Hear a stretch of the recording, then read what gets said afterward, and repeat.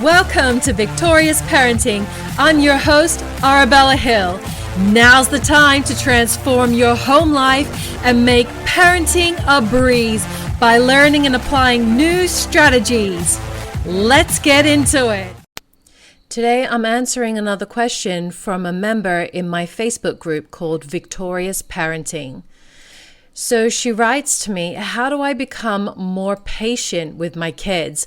I seem to lose it, and I would like to know how to be more patient. I just don't know how.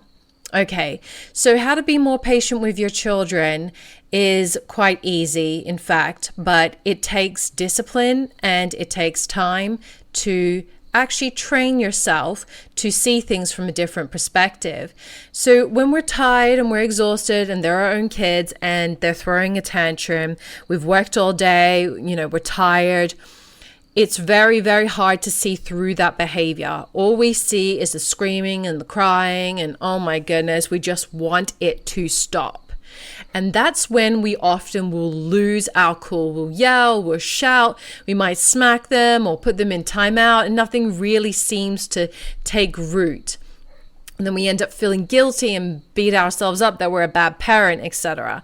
And then it can become an endless cycle. So how to learn to build more patience within yourself as a parent, the key to that is to see through the behavior to the root cause of the behavior.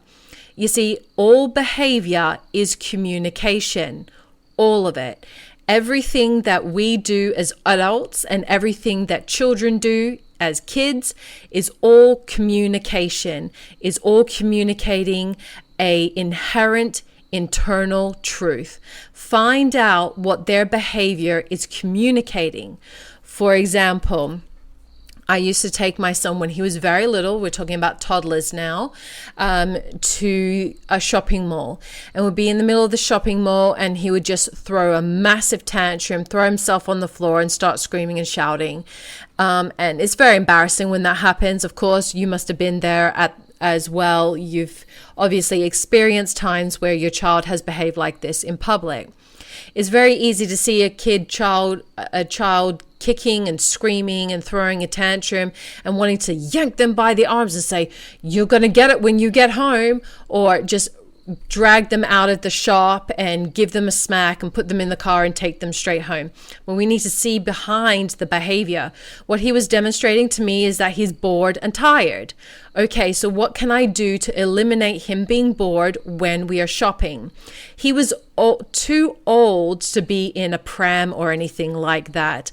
But he wasn't too old to be in maybe like a day stroller. He could walk, but when we're walking around the mall, he would get tired and bored. So what I would do, I'll just put him in a day stroller. I didn't have to strap him in or anything. He was probably about, I would say like 3 or 4 years old at the time, and I'd give him a toy or a game or a book that he can have in his hand while we were shopping.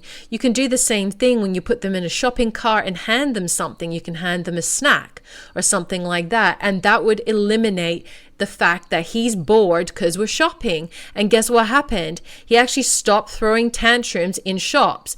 It was so much easier. But I'm going to tell you a funny little story. This is going to make you laugh. So after I started doing that, there was one time I took him to the supermarket and I put him in the trolley and I gave him a juice box to drink while we were shopping. He was wearing light colored trousers at the time, and I was facing the other way looking at something from the shelf, and I just kept hearing wee wee wee wee wee, and I just thought, oh, he's just saying wee like he's having fun, in the trolley sitting there.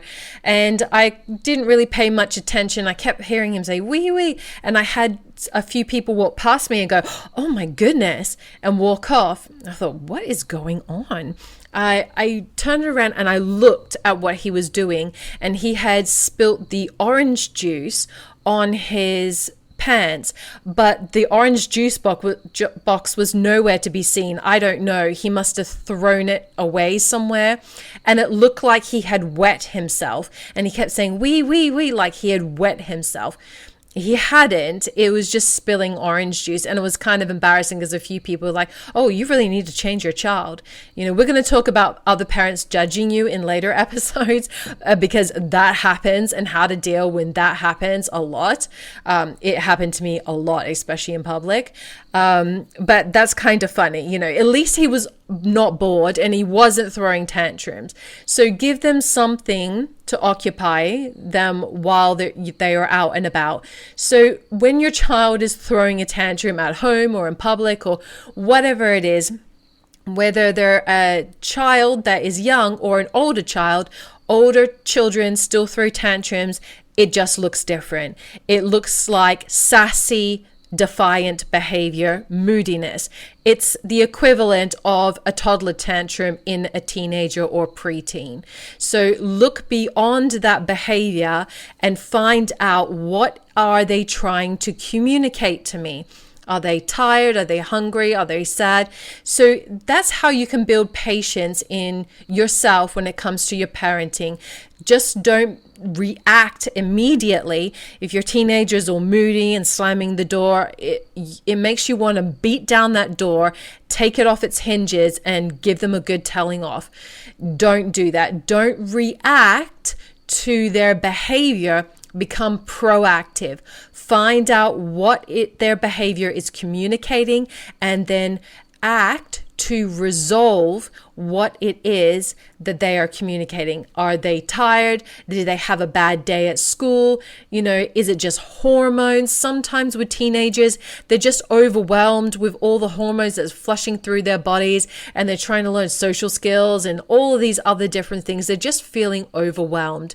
So if you can look past the behavior and say, you know what, I see you.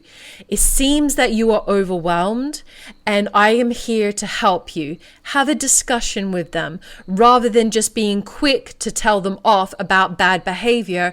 Discuss with them what their behavior is communicating. Try to get to the bottom of it and try to resolve it, either by just encouraging them, motivating them, letting them know that you see them and you support them, or if it's an inherent need, that you can actually fix yourself, resolve to fix it for them.